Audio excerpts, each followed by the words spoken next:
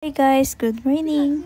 This is our second day here at Alibihaban Island and mga 5 AM pa nga lang ay gising na ako at napagkasundoan nga namin ni asawa na maggala-gala muna sa may dalampasigan at tumingin kung may mabibili kami sariwang isda. Sakto nga paglabas ko dito sa may bakuran ng aming tinuluyan ay nakita ko si Kuyang Bangkero na nag-a-assist sa amin at sabi nga niya isasamahan niya kami magtingin kung may mga isda kaming mabibili. Kaya naman tinawag ko na nga si asawa para nga kami ay makaalis na. And ayan, papunta na nga kami doon sa mga bahayan na pwede naming bilhan ng isda. Kasama na nga namin dyan yung isa naming pamangkin. Sabi nga dito pa lang sa nilalakaran namin ay nakakamangka na. At ayan, finally nakarating na nga kami dito sa aming first destination. At pinuklat na nga ni Kuya kung ano bang available na isda. Mga flying fish. Kung gusto lang po eh.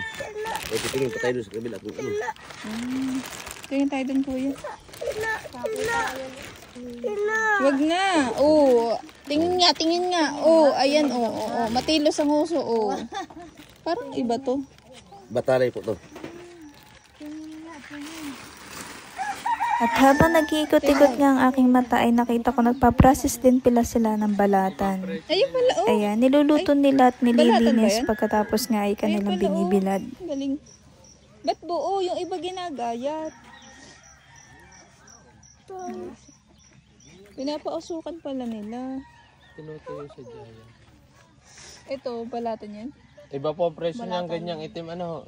At dahil wala kami pwedeng gawin dun sa isda kundi prito ay lumipat kami dito sa iba pang pwedeng bilhan ng isda. Ang kaso nga lang ay wala pa rin daw gasinong isda. Mamaya pa daw tanghali or hapon kaya naman naglakad-lakad na lang kami dito sa may dalampasigan.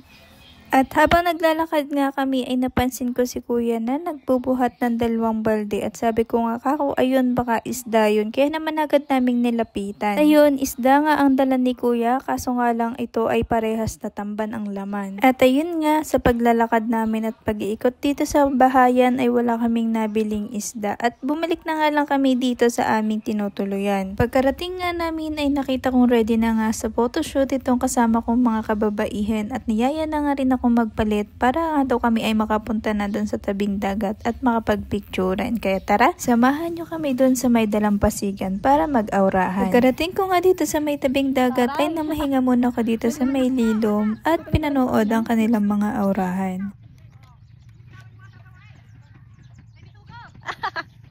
And ayan, kita nyo, meron nga supportive husband at anak na talaga namang may pagdapa pa para lang makakuha ng magandang picture. And syempre, kahit wala tayo niyan, no worries dahil meron naman tayong dalang tripod na kaya tayong bigyan ng magandang mga kuha. Sample lang nga itong mga isinama ko dito.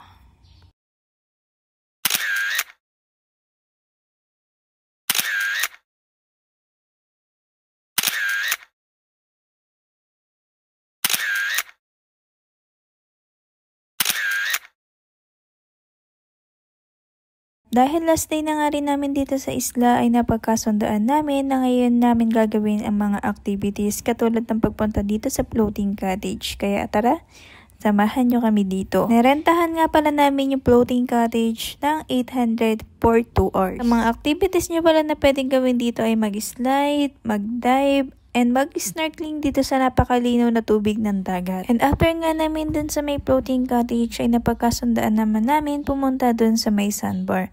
Kaso nga lang, pagdating namin dito ay medyo mataas yung tubig kaya yung sandbar na tinatawag nila ay kaunti lang yung kita. So grabe guys, sulit na sulit yung pagpunta dito. Kitang-kita nyo naman yung paligid, napakaganda.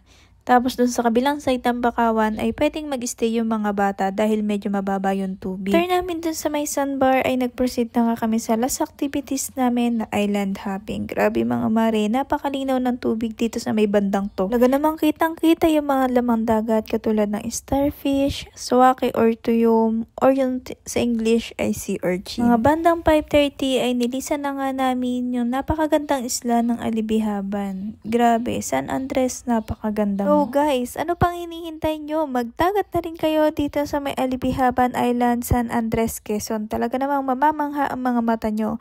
Kung gusto nyo ng communication sa mga bangkero, just PM me at ire-repair ko kayo. Hanggang dito na lang. Bye!